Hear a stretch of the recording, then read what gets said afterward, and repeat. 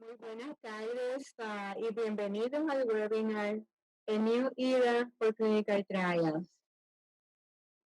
Este es una serie de dos webinars que vamos a estar ofreciendo y nos sentimos muy orgullosos de que ustedes estén con nosotros en la tarde de hoy.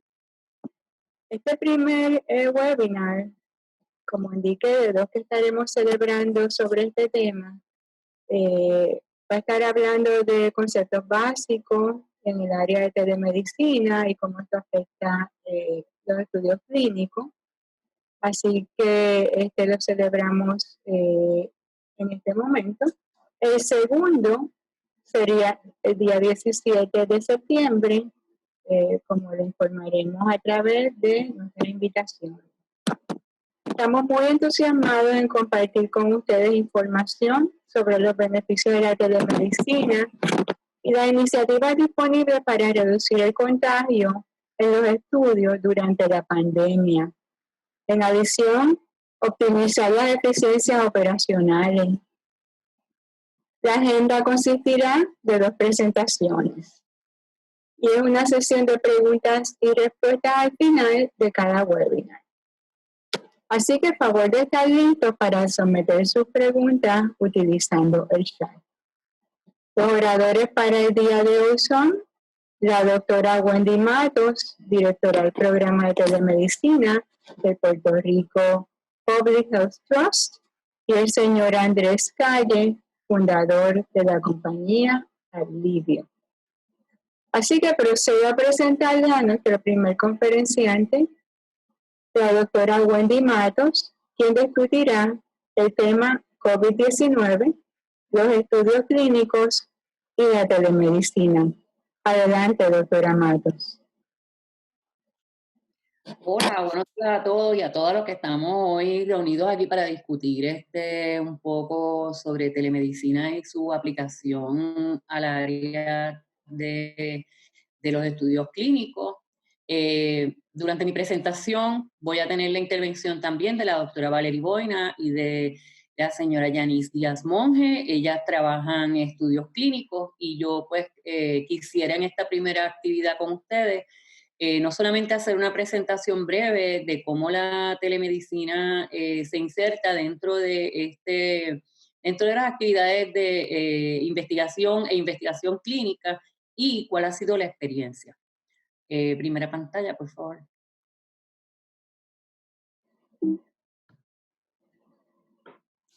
Los objetivos de esta primera actividad es que ustedes puedan reconocer algunas soluciones tecnológicas que permitan el progreso continuo de las investigaciones clínicas, de los protocolos y de la prestación de servicios. Discutir experiencias y soluciones virtuales que satisfacen las necesidades y seguridad de los sujetos, además de la integridad y la calidad de los datos de cada estudio. Identificar posibles barreras en la adopción de tecnologías de comunicación. Para esto le voy a pedir que pasemos a contestar las próximas preguntas que tenemos en pantalla y así poder continuar nuestra presentación de hoy.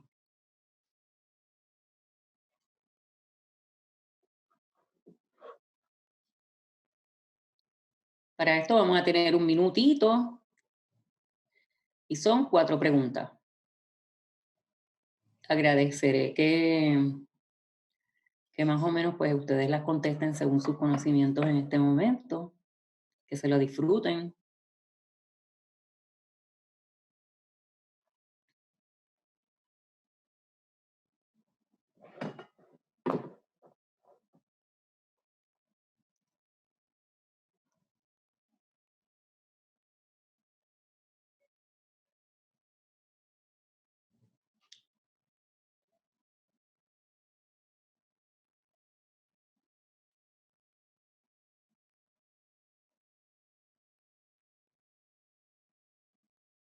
¿Ya? ¿Alguien me puede decir si más o menos ya?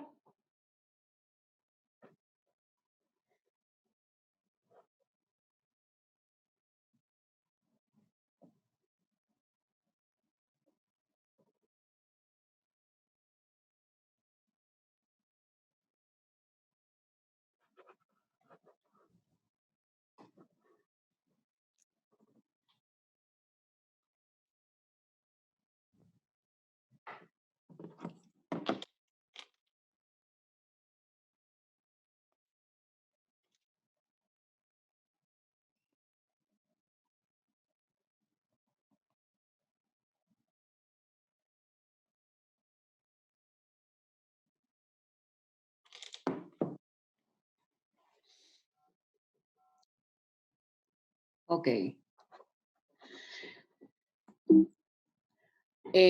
La pandemia del COVID transformó la práctica de la medicina, transformó nuestra vida, transformó nuestro diario vivir y los estudios clínicos y las investigaciones no se quedan fuera, o sea, también ha sido transformada.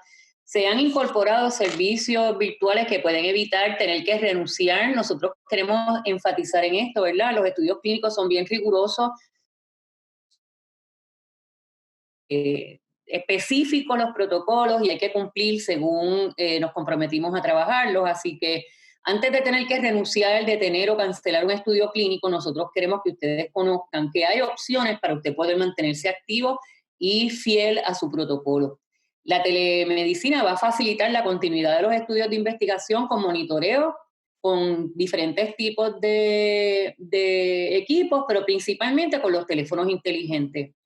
Desde el año pasado, cuando aparece la pandemia en el área, en marzo, pues el 66% de 8.175 médicos en el mes de mayo fueron entrevistados. 66% reconoció que aumentó el consumo de contenido médico virtual, o sea que se conectaron a través de la telemedicina para aumentar sus conocimientos y para accesar oportunidades de trabajo utilizando la telecomunicación.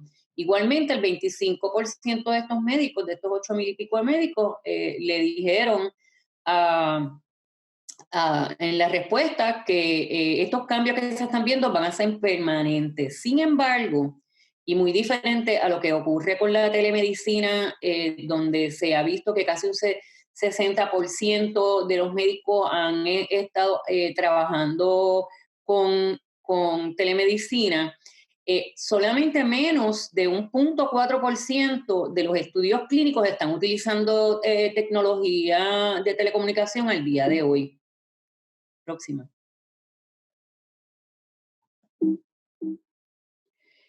¿De qué estamos hablando cuando hablamos de telemedicina? En este caso vamos a hablar de lo que son los encuentros virtuales o las actividades remotas. Los médicos principalmente, ¿verdad? Igual que muchas otras profesionales de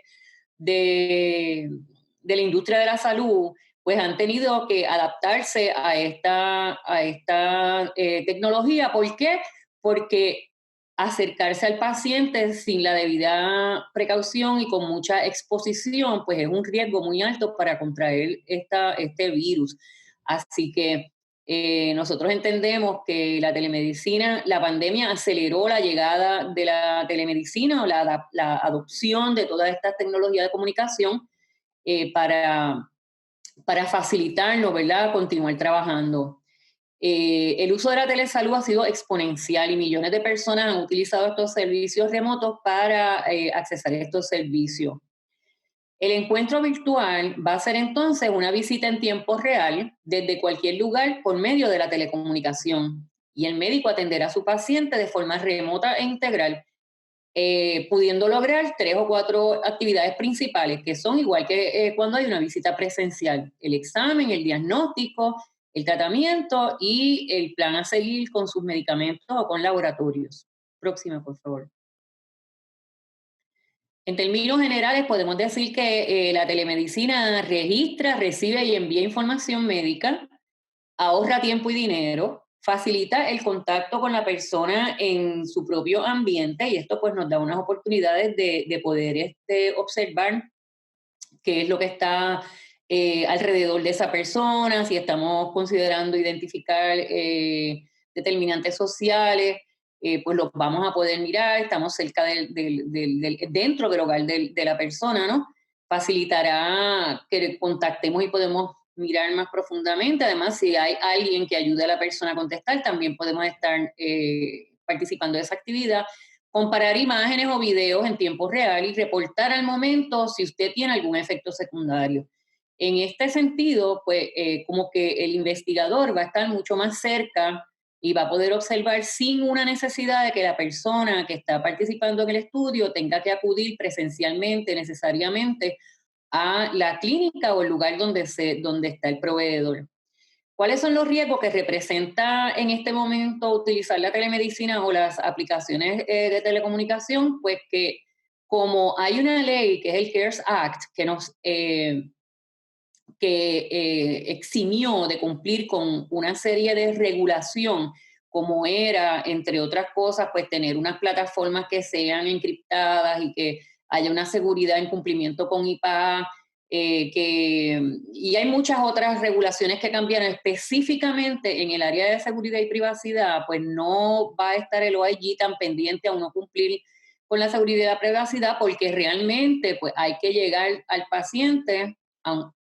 Debemos tomar todas las precauciones, ¿verdad? Pero no van a estar multando a la gente que está utilizando WhatsApp o Zoom o cualquiera otra de estas plataformas que no son específicamente para hacer una intervención de telemedicina.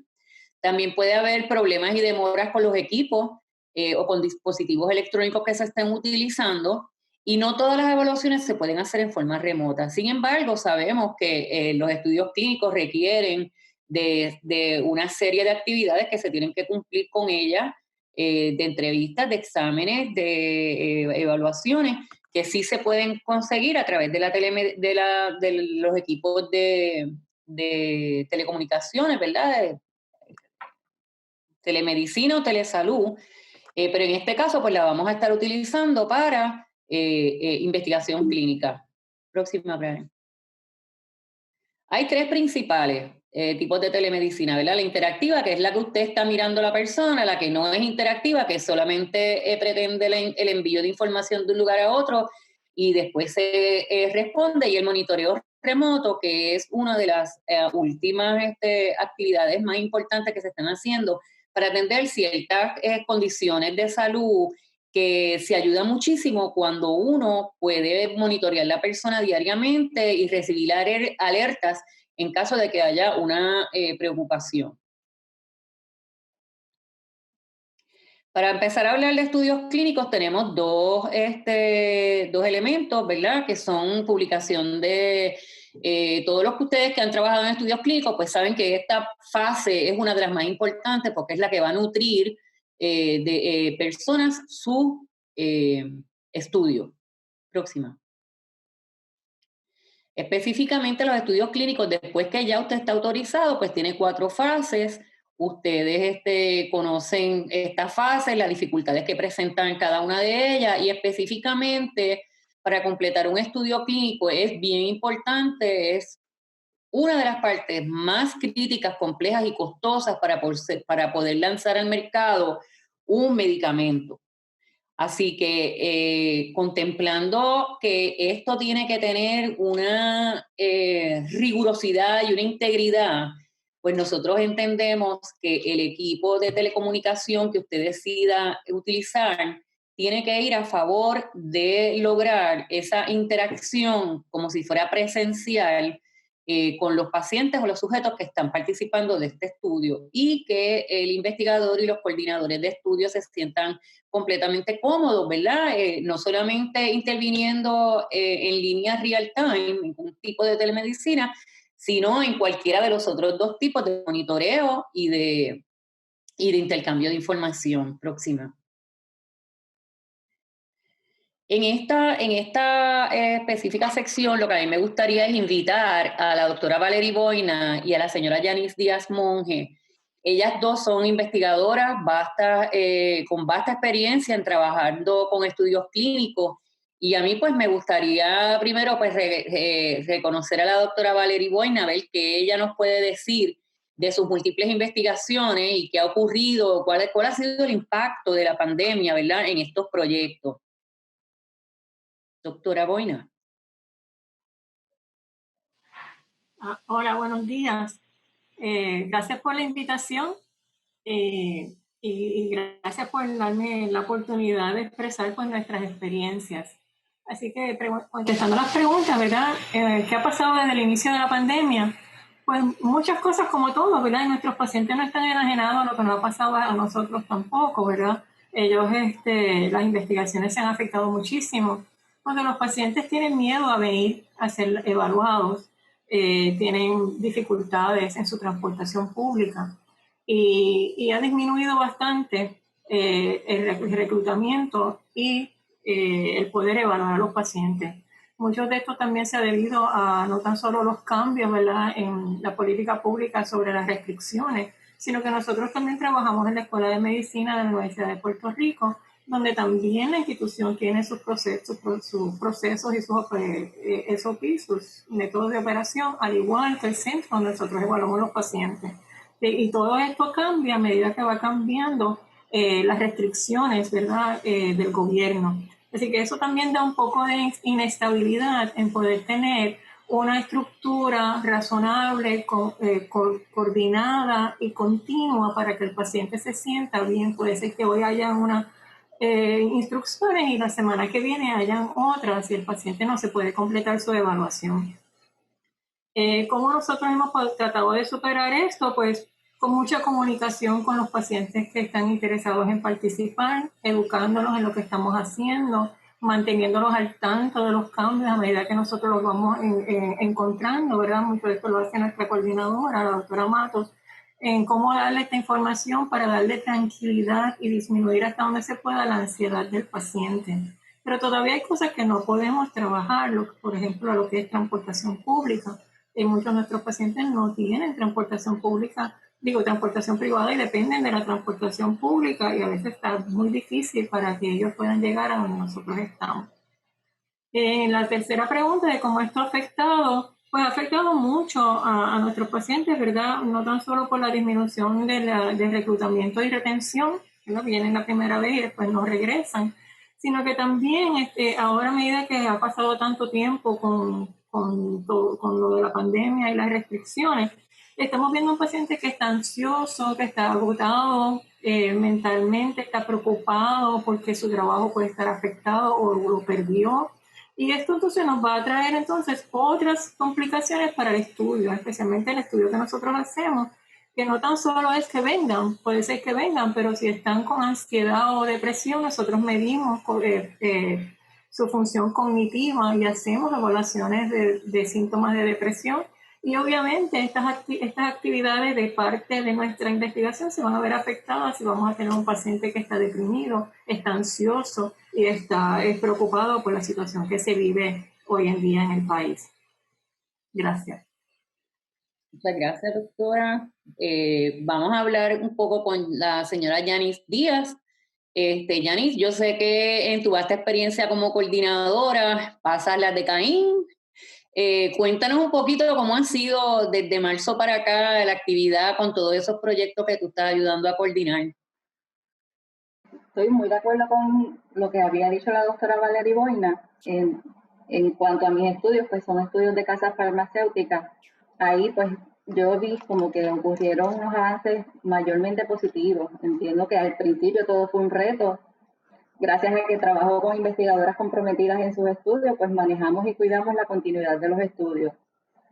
Las emergencias como desastres naturales nos han enseñado a manejar nuestros estudios durante emergencias. Luego de estas primeras 2 semanas de marzo, los estudios clínicos de farmacéuticas nos mostraron flexibilidad en cuanto al manejo de los participantes, las visitas, los procedimientos. Sobre todo, mantener la seguridad de los sujetos. Por ejemplo, si los participantes no podían entrar al centro, o como había hablado la doctora Boina, que tenían problemas de transportación, pues los patrocinadores de casas farmacéuticas nos dieron el insight de poder traer a los pacientes con medidas de transportación privada para así pues poder ver a los pacientes. Pero luego de esto,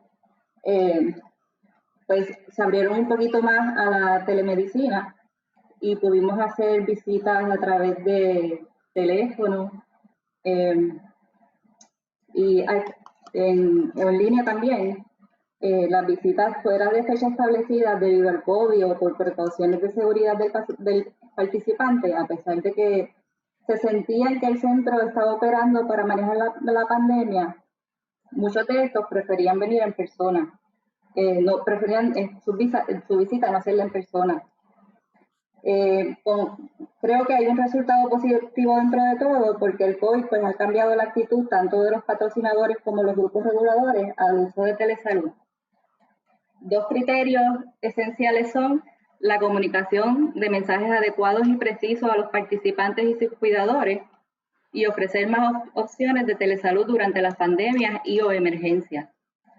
Esto yo creo que nos va a ayudar a seguir en futuras pandemias o emergencias que tengamos. Perfecto. ¿Algún otro comentario que quieran hacer?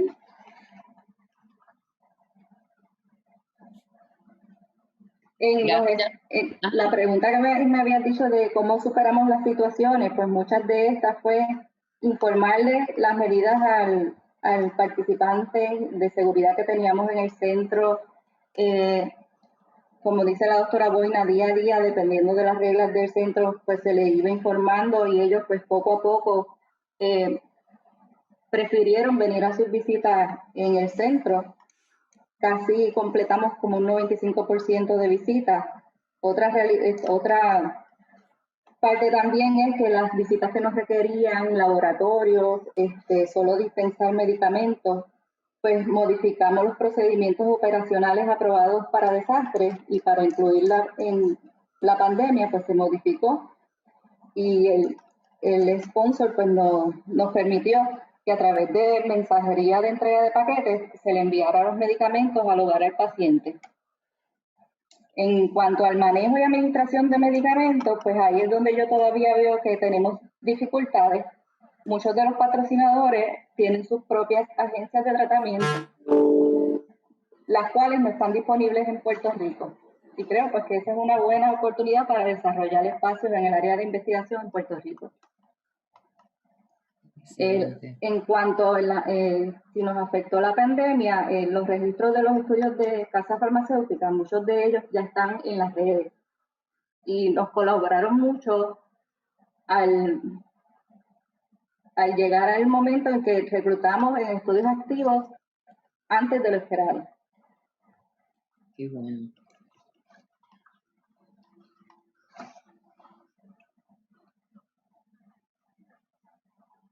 Bueno, si hay algún comentario, se lo agradezco. Es evidente, ¿verdad? Con nuestras dos invitadas, la doctora Boina y con la señora Yanis Díaz, que no hay nada como la calle para uno estar, o sea, como el centro, ¿verdad? Como el equipo que está trabajando directamente con estos estudios día a día. Para que nos traigan pues cuál es la realidad y cuál es la experiencia, y una vez más se demuestra cómo en la medida que nos enfrentamos a estos grandes retos, de momento estamos respondiendo, estamos mirando, estamos buscando más allá, de forma tal que nuestras investigaciones pues no se vean, no se tengan que cesantear o se tengan que abandonar, porque hay opciones para trabajar con ella y lo hemos visto que en solamente 6 o 7 meses, pues ya nuestros investigadores están respondiendo y nuestros coordinadores inventándoselas para poder retener, atraer y mantener este equipo. Si hay alguna pregunta, entonces los voy a dejar con la doctora Marily Silva para que entonces ella nos dirija en la próxima presentación. Muchas gracias a la doctora y a Yanis. Muchísimas gracias tanto a la doctora Wendy Matos como a la doctora Valerie Boina y la doctora Yanis Díaz por compartir con nosotros esta valiosa información. Esta información nos abre la puerta para entrar en la presentación del señor Andrés Calle sobre el tema que ha cobrado más importancia y urgencia ante la pandemia. Y este es aumentando la retención en los estudios clínicos durante la pandemia con el uso de la inteligencia artificial. Así que adelante, Andrés. Muy buenos días o buenas tardes ya. ¿Me escuchan bien? Muy bien. Perfecto. Wendy, muchas gracias por tu presentación. Voy a compartir mi pantalla por acá.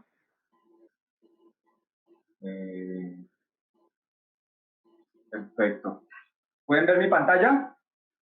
Muy bien. Perfecto.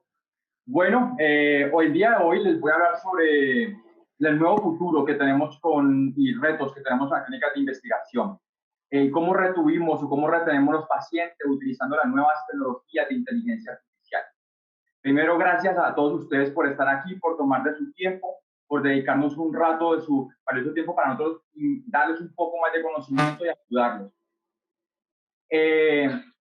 Por otra parte, quiero compartirles, mi nombre es Andrés Calle, soy el fundador de una startup aquí mismo en Puerto Rico, soy colombiano, ya escucharon de pronto algunos de mis acentos, soy colombiano. Mi especialidad durante la maestría que hice en el Colegio de Mayagüez fue desarrollar sistemas gerenciales y me enfoqué mucho en la parte de salud y también en la parte de ciencias materiales. Y desarrollé también ideas de negocio que vengo trabajando desde anteriormente como experiencia.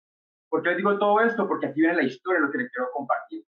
El día de hoy les voy a hablar un poquito de los problemas que encontré en Puerto Rico a raíz de investigaciones de mercado, no solamente del sistema de salud, sino también el sistema de las técnicas de investigación.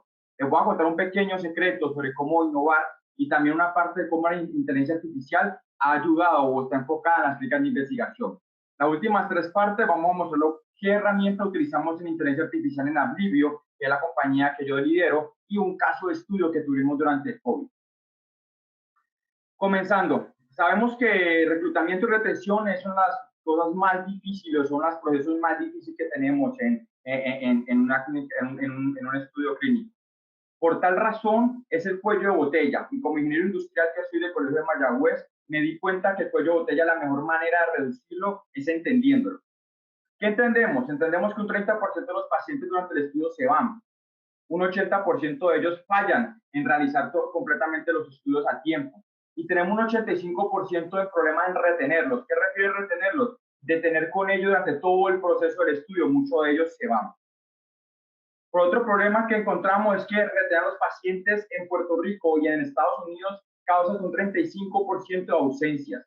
Obviamente ausencias en el tiempo que el protocolo lo dice y el paciente no puede asistir, como hablábamos hoy, transportación, comunicación, problemas de salud y diferentes condiciones que hacen que esto suceda. Les quiero hacer una pequeña pregunta, si me pueden ayudar con esto. La pregunta trata es, realmente, ¿cuál es el porcentaje en los estudios clínicos que ustedes han hecho, que han presentado en porcentaje de ausencias?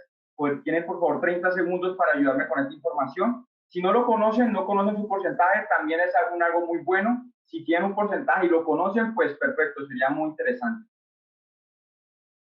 Por favor, me dicen cuando tengan la respuesta.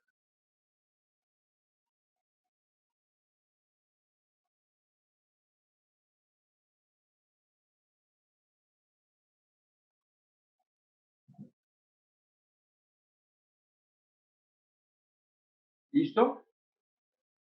¿Tenemos? Perfecto. Luego de ver ese, vamos al resultado, nos damos cuenta que retener a los pacientes a causa que fallen los deadlines de entrega a nuestros sponsors, a nuestras personas que tenemos que entregar los resultados. 85-95% nunca llegamos a tiempo a entregar los estudios que nos están pidiendo, resultados que nos están pidiendo. Es un problema bastante grande que tenemos en todos los sectores de las clínicas de investigación. Por otra parte, descubrimos con Estados Unidos y en Puerto Rico que las clínicas de investigación no tienen un sistema eficiente de retención para reducir gastos, reducir operaciones, causando hasta $90,000 de pérdida por estudio. Dinero que está dejando, o sea, que estamos perdiendo completamente, como cuando damos el agua abierta mientras lavamos los platos, se nos está yendo y no nos estamos dando cuenta. ¿Por qué? Porque no tenemos herramientas suficientes para hacerlo. Por esa razón, entonces viene la pregunta, ¿no? ¿Cómo nos aseguramos de retener a los pacientes, a sus visitas, a sus procedimientos y más sobre la pandemia, algo que estamos viviendo constantemente? Y esa pregunta se va a contestar de una manera muy sencilla. Hoy vamos a comenzarles contándole un pequeño secreto. Y el pequeño secreto se llama innovación. Esta innovación nace a raíz de algo muy sencillo. Pequeños cambios hacen la diferencia. Pequeños o grandes cambios hacen la diferencia. ¿Por qué quiero decir esto? Muchos de nosotros estamos esperando que la telemedicina, que inteligencia artificial, que muchas cosas cambien dentro de nuestro, lleguen para salvarnos. Pero realmente necesitamos unos pequeños cambios para cambiar la manera en que pensamos y vemos las cosas. Por esta razón traigo un quote muy bonito de Wayne Dyer que dice que si cambiamos la manera en que miramos las cosas, podemos ver las cosas cómo cambian por sí solas. Y es muy importante ver cómo la pandemia nos ha enseñado de cómo cambiamos la manera de hacer las visitas presenciales a visitas virtuales, algo que veamos un poco difícil o complicado. Y pongo este niño en el sanitario porque en el siglo pasado muchos científicos se reunieron a descifrar cuál era el invento más grandioso de la historia. Y entre muchos de ellos, la bomba nuclear, la energía nuclear y muchas otras herramientas, la rueda y muchas otras que hemos podido obtener de invenciones por parte de desarrollos por parte de la humanidad, se dio cuenta que el inodoro ha sido uno de los más grandes desarrollos e invenciones. Y esa es la manera de ver las cosas, simplemente porque antes era imposible tener dentro de la casa su sanitario y la cantidad de agua que se perdía era inmensa. Y se resultó que obviamente solamente la manera de ver las cosas cambió mucho la forma de nuestra vida y la forma de sanidad. En los años, hace un siglo exactamente, los pueblos que adoptaron por primero los sanitarios dentro de su forma de pensar, es un cambio grande, tuvieron un 50% más de desarrollo económico que los pueblos que no lo adoptaban. Una simple manera de pensar las cosas. Interesante, pero es cierto. Por estas razones quiero regalar hoy un secreto, una parte de cómo hacer 4 formas muy sencillas en sus clínicas de investigación y cómo las vamos a utilizar. La primera manera, y es muy importante, algo que yo quiero compartir con ustedes, es cómo vamos a hacer para lograr entender a nuestros clientes. Y en este momento nuestros clientes no solo el sponsor, sino también nuestros participantes. Es muy importante que los escuchemos, preguntémosles, hagámosles, ¿usted por qué no puede llegar? Es que no tengo transportación pública. ¿Por qué? Es que mi mamá o es que mi papá. Entremos a esas entrevistas personales y saquemos esa información desde ahí para poder recolectar soluciones que le brinden oportunidades a ellos de poder llegar a esas citas. ¿Ok? Mejorar sistemas y procesos es muy sencillo. Simplemente con el hecho a veces de solamente cambiar cositas pequeñas desde tu perspectiva, desde tu puesto de trabajo, procesos pequeños como estoy llamando a confirmar la cita, estoy llamando realmente a confirmar, en qué momento del tiempo lo hago. Obviamente el nuevo uso es tecnología, pero para eso, y lo pongo de tercero, es yo las uso cuando entiendo a las necesidades que tengo mis clientes o mis pacientes o mis participantes, los procesos que yo ya estoy mejorando desde mi punto de vista y cómo yo integro esas tecnologías y las traigo, las implemento acá. Y aquí ven la parte de telemedicina que hablamos hoy con Wendy. Yo entiendo cuáles son las necesidades de mis pacientes. Muchos de ellos son mayores, muchos de ellos no entienden la educación para poder coger una videollamada. No es sencillo en muchas ocasiones activar la cámara. Para algunos es fácil porque nacimos en ella. También entendimos que ahorita lo cambiamos. Ahorita ya hacemos un estudio virtualmente o por llamada. ¿Cómo adaptamos cuál es la tecnología perfecta para traerla a nosotros y poder llegar a que nos cumplan nuestras necesidades? No es adaptar cualquier cosa. A veces simplemente un mensaje de texto nos ayuda más que integrar un Zoom, o eso dependiendo de la necesidad que tengamos. Y otra cosa muy importante, reutilizar los recursos que tenemos ya en este momento en nuestras compañías. No necesitamos invertir más, y nuestros recursos más importantes son nuestros coordinadores, nuestras personas, nuestros mismos participantes son nuestros recursos. O sea, aprovechar todas estas cosas, nuestras mismas energías que tenemos internamente. Y más hoy en día en este problema que tenemos de comunicación y pandemia. Hoy les quiero dar esto es algo que se llama innovación continua. Lo escribió en un journal que se llama Líderes Enfermeras Líderes, que es muy sencillo. Si lo ven la forma que tiene la gráfica, es una bicicleta. Pero me encantó mucho, yo lo leí en el 2019, el año pasado, buscando la manera de cómo innovar en el sistema de la salud, y me di cuenta que la manera en que ellos lo hacen es desde el individuo, ¿ok? Como pueden ver, hay dos llantas y un riel importante, que es cuando una bicicleta donde tú pedaleas, es desde tú mismo, desde mi puesto de trabajo, cómo lo hago yo mejor. Obviamente apoyado, como vemos ahí, las llanticas de cosas interesantes que son, por ejemplo, cómo yo soy fuerte frente a las circunstancias, ¿no? Cómo yo ahora con la pandemia, cómo las afronto, ¿ok? Cómo cuido de mí mismo primero, antes de poder servir a los demás. Cómo tengo una mentalidad positiva, cómo aprecio realmente lo que está pasando alrededor mío y lo tomo a favor mío para sacarlo adelante. La innovación a veces no es una inteligencia artificial, simplemente es una forma de pensar y viene desde nosotros mismos. Si aplicamos esto a nuestras industrias, tenemos mucho mayor éxito para encontrar soluciones innovadoras que sean acorde a nosotros. Y eso quiero contarles un poco de eso. La nueva era de inteligencia artificial y el machine learning enfocado en clínicas de investigación. Algo muy interesante que he tenido que ver ahora es que cuando hablamos de inteligencia artificial, y me lo pasa a mí que me encanta, es uno de mis temas favoritos y por lo cual trabajo todos los días, es que cuando yo hablo del tema y voy a un lugar nuevo, todo el mundo piensa en esto, una amenaza, un robot que nos va a venir a matar o alguien que nos va a atacar el trabajo, nos va a quitar cosas. Y realmente cuando realmente es algo que se utiliza para grandes beneficios. Quiero traer este ejemplo de la campaña Obama en el 2008, porque él realizó utilizando Machine Learning, Big Data, inteligencia artificial, y logró ganar las elecciones de una manera muy inteligente, con recursos muy económicos, invirtiendo $2,000 en análisis de data, invirtiendo $5,000 en call center inteligentes, invirtiendo en desarrollo de análisis de personas. ¿Por qué? Porque él se enfocó en entender el comportamiento de cada uno de esos personas que tenía en sus redes sociales, en sus llamadas, en su listado, en su base de datos, alimentarla y lograr llevar la información de una manera correcta. Y es muy importante porque utilizó, esto es muy bacano porque pudo predecir el canal de comunicación apropiado por persona. Entonces, por ejemplo, si una persona de 18, 19 años, pues no le envíes un correo electrónico, no le envíes una llamada, no te va a contestar, mándale un mensaje de WhatsApp o mándale un mensaje de texto. Si, por ejemplo, una persona mayor de 40, 45, 50 años, mándale, por favor, un correo electrónico. Una persona un poco mayor, llámala a la casa y comunícate con ella. Y las mismas personas, cada uno de ellos tiene necesidades diferentes. Entonces, por ejemplo, si una persona de 50 años pues, está más preocupada por la reforma migratoria, pues sí quiere decir eso, porque su pensión depende de la cantidad de labor que haya en el país. O, por ejemplo, una persona está joven y es inmigrante, ¿cómo le favorece realmente eso para obtener sus papeles? Entonces, él pudo entender cómo yo hago un delivery de la información hacia cada uno de sus participantes, no solo de manera individual, sino grupal, entendiendo el Big Data. Y esto le ayudó mucho a escalar y obviamente utilizando tecnologías en la nube que le permitía, por ejemplo, tener respuestas rápidas al instante. Quiero nombrar este caso porque esto mismo se puede hacer en las técnicas de investigación, este es el futuro. Tener asistentes virtuales inteligentes que puedan interactuar con el paciente, poder analizar el comportamiento del paciente es muy importante porque nos puede predecir, nos ayuda a predecir cosas, poder entender modelos predictivos de nuestros estudios que vamos a realizar en el futuro, de los que estamos realizando en el momento. Big Data es muy importante. Tengo estos temas que les quiero hacer estas preguntas. Vamos a hacer la pregunta, por favor, la pregunta 2. Quiero que ustedes contesten cuál de estos es de los challenges que más han enfrentado antes y después de la pandemia, que les gustaría que les ayudaran en este momento a afrontarlos. Obviamente, utilizando tecnologías.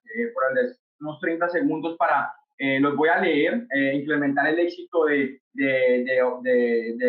la clínica, del estudio clínico, poder mejorar el reclutamiento o la retención de los procesos, poder mejorarlos, reducir el tiempo de desarrollo de los medicamentos, automatizar la colección de data y análisis en real time o en tiempo real, predecir qué pacientes tienen riesgo de que se vayan del estudio.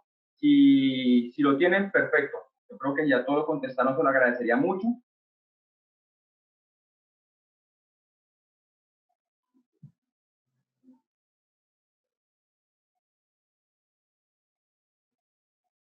Esa es la parte de la pregunta 2. Entonces ahora quiero pasar a cómo incrementamos la retención de pacientes durante el COVID-19, ¿ok? Esto viene de una parte inspiracional de la parte de mi mamá, la que tiene el corazón. Ella tenía clínicas de investigación y de ontología durante muchos años y se encargaba mucho de la parte de la malaria en los pueblos del Pacífico. Y con ella me inspiré cómo manejar a los pacientes y su mayor propósito era cómo llegar a los pacientes mayores. Era su mayor preocupación siempre. Por esta razón he creado Adlivio, y Adlivio es una empresa puertorriqueña que está fundamentada y se creó a Sofía. Sofía es una asistente virtual que ayuda a confirmar las citas médicas y a retener los pacientes durante todos sus procesos de estudio clínicos, no solamente sus test, evaluaciones, sino sus entrevistas. ¿Cómo lo hace ella? Ella estudia el comportamiento de comunicación de los pacientes y les voy a explicar un poco más de eso. Las clínicas de investigación nos envían sus citas con tiempo, anticipación, 2 o 3 días, con la información que ellos quieren que el paciente reciba. Sofía se encarga con el tiempo de entender cuál es el mejor canal de comunicación por medio de llamada, por medio de un mensaje de texto, un correo electrónico, para que ese paciente conteste sin fatigarlo, porque como hablamos hoy, el COVID-19 ya nos tiene con mucho estrés. Ya estamos saturados de tecnología, saturados de ver el teléfono. ¿Cómo logramos cuál es la mejor canal de comunicación para llegar a ese paciente? Sofía tiene la habilidad, por ejemplo, de o coger 3 números de teléfono del paciente y tratar de contactarlo a él o a un familiar cercano si es necesario. Lo mismo para la mensajería de texto. Y al final, durante 72 horas le da seguimiento por todos los 3 canales en diferentes momentos del día, porque ella aprende no solamente cuál es el mejor canal, sino cuál es el mejor momento del día de llamar a las personas. Una de las cosas que pasa en la línea de investigación, el asistente tiene que llamar cuando le da tiempo, en la mañana, otro rato en la tarde. Sofía es asistente completamente casi, llamémoslo, 12 horas al día o 24 horas del tiempo, donde desde las 8 de la mañana hasta las 8 de la noche puede estar llamando en el momento más adecuado para cada uno de ellos. Ella confirma por medio de llamada inteligente, ella misma conversa, habla con el paciente, se comunica, también por mensajería de texto con mensajería clara, sencilla, para confirmar por medio de un solo botón, también por correo electrónico, para hacer muy sencillo para esas personas que vemos más el correo electrónico. Y esto hace tan efectiva a Sofía que logra hasta un 95% diariamente de confirmaciones de citas médicas o de estudios clínicos a cada uno de ellos. Siendo muy amigable con el paciente mayor, todo enfocado en el paciente mayor, su llamada es muy conversacional, le pregunta si es el paciente, habla con él. Y aparte de eso, obviamente hemos tenido por respuesta a ella que un 86% de pacientes exitosamente confirma o cancela la cita con Sofía desde 65 años hasta 102 años de edad.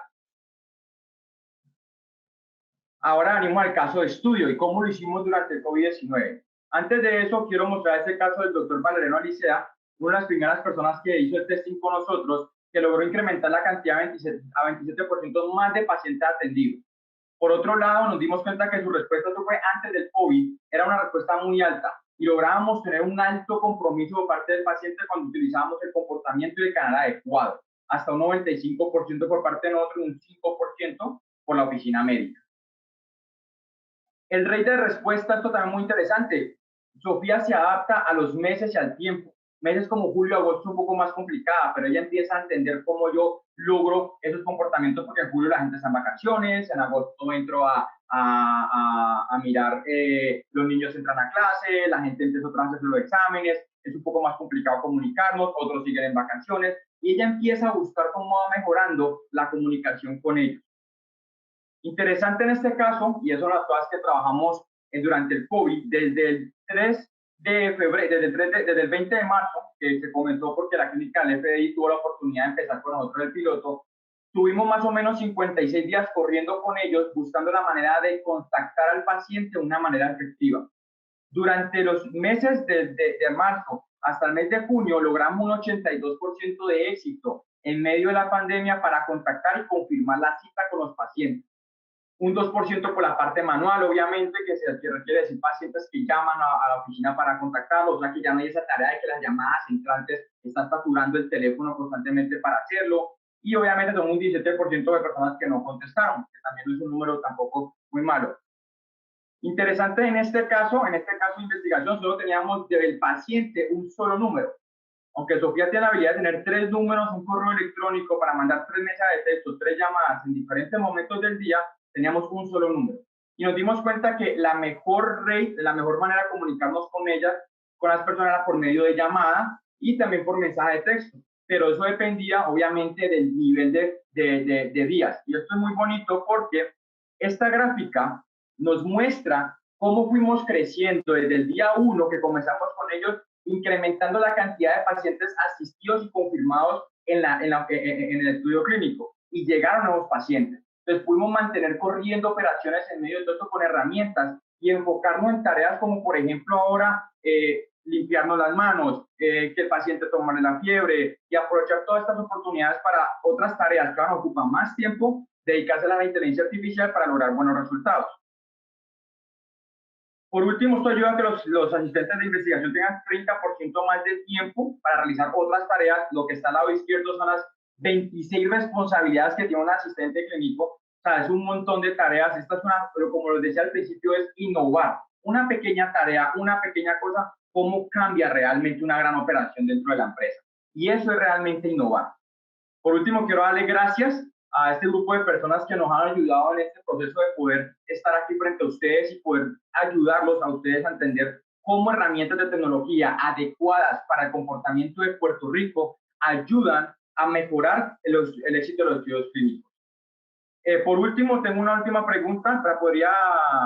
la podría poner, es solamente cuántos de ustedes en este último proceso y parte de este webinar le encantaría ser parte de un descubrimiento de necesidades, de tecnologías necesarias para que en Puerto Rico sea un éxito las clínicas de investigación. Simplemente es poder tener la oportunidad de que ustedes compartan conmigo unos minutos y poder tener la oportunidad de escucharlos y entender para que el PRTCI y el TROS podamos generar ideas de innovación y entender cuáles son las dificultades que tenemos para poner en Puerto Rico al primer alto de innovación en tecnología en clínicas de investigación. Si está interesado, me encantaría poder colaborarles y tener una gran entrevista, una conversación con ustedes. Por último, este es mi nombre, esta es mi información. Muchas gracias. Los dejo otra vez con Amarilis.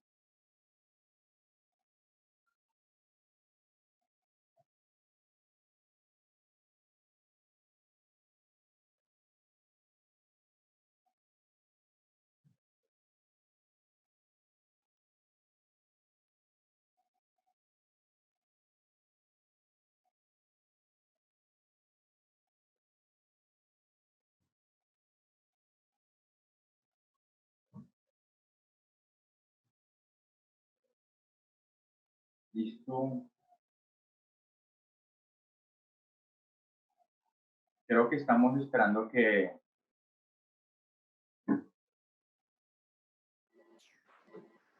Muchísimas gracias, Andrés, por compartir con nosotros esta información disponible para optimizar las eficiencias operacionales.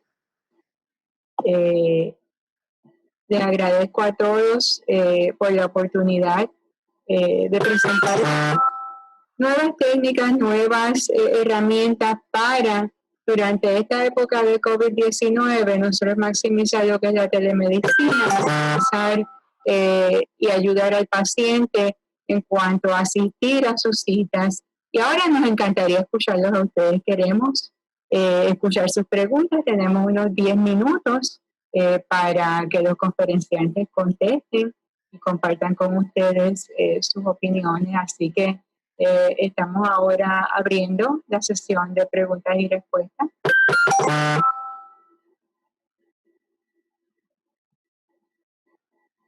No, todavía no puedo ver el área de chat.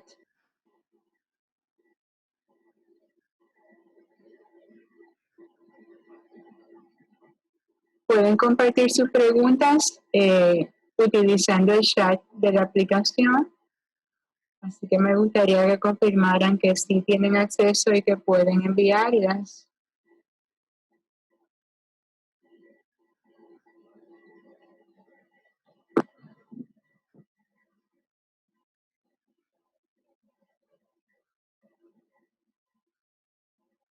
No sé si en el área de apoyo técnico ustedes pueden ver el chat y ven alguna pregunta o todavía no hay ninguna disponible.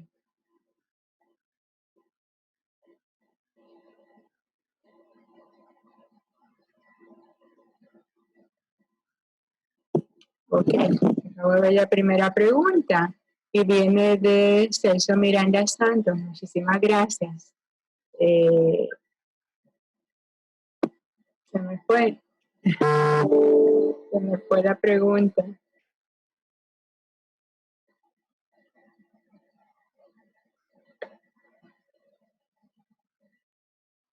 Tengo dificultad con poder ver las preguntas, no sé. Ok, ¿cómo la telemedicina ha cambiado la manera de recibir el servicio médico? Para uno de nuestros conferenciantes. Bueno, en términos generales, la telemedicina aquí a partir de marzo, los proveedores médicos se abrazaron a lo que tenían a mano, que era el teléfono. Y con la ley de CARES Act, pues se permite y se paga, ¿no? Por la intervención que se haga directamente a través del teléfono, poco a poco, y mientras se fueron sintiendo más cómodos, tanto médicos como proveedores, como pacientes empezaron a utilizar el FaceTime y distintas otras aplicaciones que permitían la interacción con video cara a cara, real time. Nosotros estamos en el campo haciendo trabajo en Lares, Castañel, Jayuya y Arroyo, Y parte de lo que en el Readiness Assessment que hicimos, de cuán listos estaban estos centros para atender a sus pacientes, cuando llegamos ya ellos estaban haciendo telesalud. O sea que no se quedaron quietos. Parece que la experiencia con María ya había colocado un poco de intención en nuestra actitud para no dejar que se perdieran los pacientes ni se complicaran. Y creo que lo único que nos falta es demostrarlo con datos, más allá de las meras entrevistas. Ok, tengo una pregunta en cuanto al CARES Act. ¿Cuál es la pregunta? Dice, ¿cuál va a ser la situación una vez se acabe el CARES Act? Pues el CARES Act está activo hasta el 31 de diciembre. Sin embargo, entendemos que la situación se va a extender. Conversaciones con el equipo de CMS aquí en Puerto Rico y en Estados Unidos, lo que da la impresión es que esto llegó para quedarse, que sí tenemos que trabajar un poco más en lo que son las aplicaciones y son los mecanismos de intercambiar información, ¿verdad? El intercambio seguro de datos, pero definitivamente hemos logrado lo que no se logró en mucho tiempo, que es que se acepte no necesariamente por convencimiento, sino por necesidad, una metodología de dar servicio a los pacientes. Y una vez visto esto, los comentarios que nos dicen los proveedores es, esto es un éxito, o sea, puedo ver el paciente, atiendo los que necesito realmente tener en la oficina, los demás se expresan contentos y satisfechos del servicio que se está dando, incluyendo, como decía Andrés, gente del grupo de mayor edad.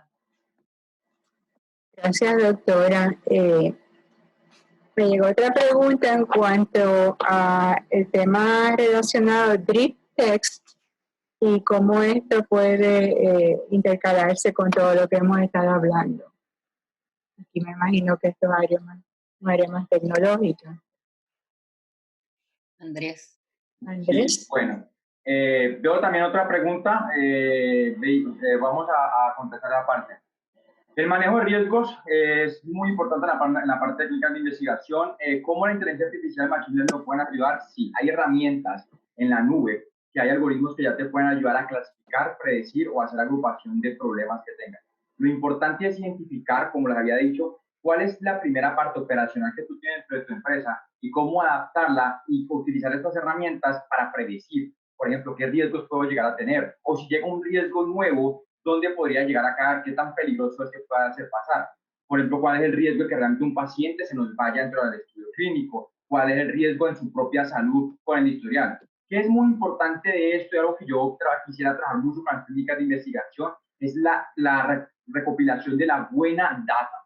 Y la buena data es a tiempo y organizada. Es uno de los retos más grandes que tenemos porque mucha data está en 7, 8, 30 archivos de Excel diferentes. Si podemos centralizar esa data y utilizar Big Data para poder prevenir cosas o clasificar riesgos, es una excelente herramienta para hacerlo y realmente no es muy difícil. Obviamente hay que entender primero cuál es tu problema, qué es lo que quieres identificar y conseguir la herramienta adecuada para poder realizarlo. O sea, esa es la primera pregunta que tenía. Hay otra pregunta que dice, ¿la puedo contestar a Marily de una vez Sí, claro que sí. Sí, hay una que dice sobre la parte de drip text para retener a los participantes, pero no ha sido nuestra experiencia que los participantes interesan contacto directo con el coordinador por teléfono para la cita. Ok, esto es interesante y como les decía, Sofía no coordina citas. Sofía solamente se especializa en llamar y conseguir al paciente para confirmar la asistencia del paciente, es retenerlo. La parte, el coordinador no deja de interactuar con el paciente, es una herramienta más, como que tú tienes que llegar a tu trabajo, pues utilizas el carro, pues para confirmar utilizas a Sofía. Lo bueno es que Sofía entrega un reporte de 24 horas antes con las confirmaciones y cancelaciones. O sea, ya ha hecho unas campañas de comunicación masivas fuertes, entendiendo el comportamiento del paciente, brindándote información a tiempo para tú llamar al paciente y preguntarle ¿por qué cancelaste? ¿Qué te pasó? Y obviamente muchas otras cosas que se pueden hacer con Sofía, que los quiero nombrar ahora. Podemos identificar el tono de voz, su estado de ánimo y poder identificar riesgos de qué está pasando con ese paciente. Sin contar de una cosa que hablaron hoy también en las entrevistadas que trajeron hoy, es que también Sofía puede identificar si el paciente está tomando el medicamento en su debido tiempo, dándole ese seguimiento. pero realmente es identificar una pequeña tarea, como les dije, es una sola pequeña. ¿Cómo identificó ahí? La inteligencia artificial no resuelve todos los problemas, es un proceso pequeñito. Listo, gracias. Contesté las preguntas, pero... Gracias, Andrés. Gracias, Andrés. Yo voy a hacer una pregunta en lo que recibimos alguna otra pregunta de la audiencia. ¿Cómo ustedes piensan que pudiéramos, porque cuando vimos las estadísticas y vemos que la utilización de la telemedicina es 0.4% clínico. En estudios clínicos, es una situación pues un tanto preocupante porque el futuro de los estudios clínicos son los estudios virtuales y los estudios virtuales van a requerir del uso de todas estas herramientas de tecnología. Así que, ¿cuál es el factor? Y quizás, Wendy, esta pregunta es para ti directamente, ¿qué tú piensas que es el que más ayudaría a que se entienda la necesidad de implementar estas herramientas necesarias para el futuro, la próxima era de estudios clínicos? Tremenda pregunta. Pues, número uno, como todo se monta en datos, tal como habíamos hablado, también todo se monta en la educación.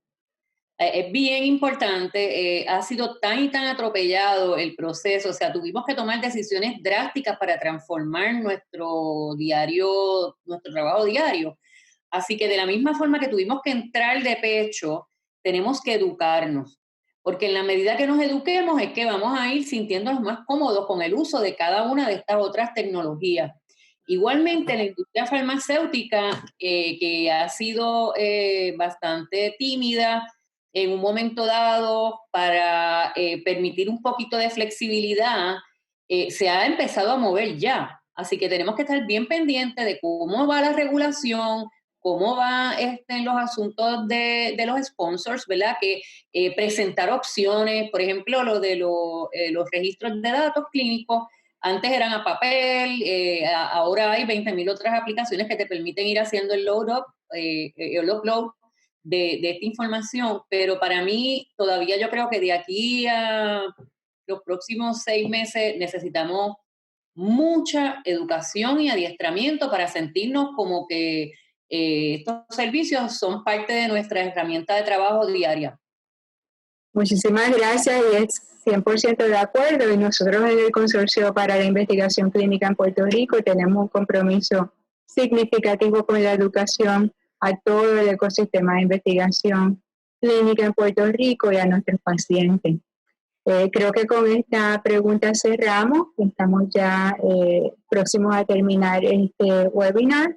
Quiero agradecer a nuestros conferenciantes, la doctora Wendy Matos, la doctora Valerie Boina, la doctora Yanis Díaz, el señor Andrés Calle, por toda la información que han compartido con nosotros. Agradezco a la audiencia por su participación y su interés.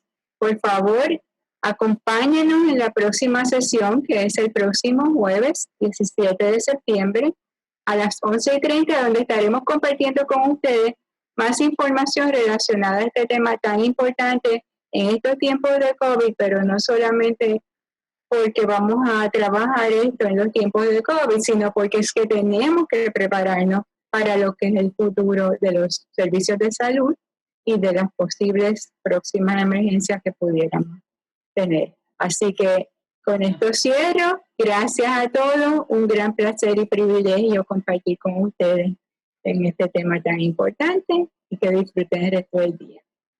Gracias.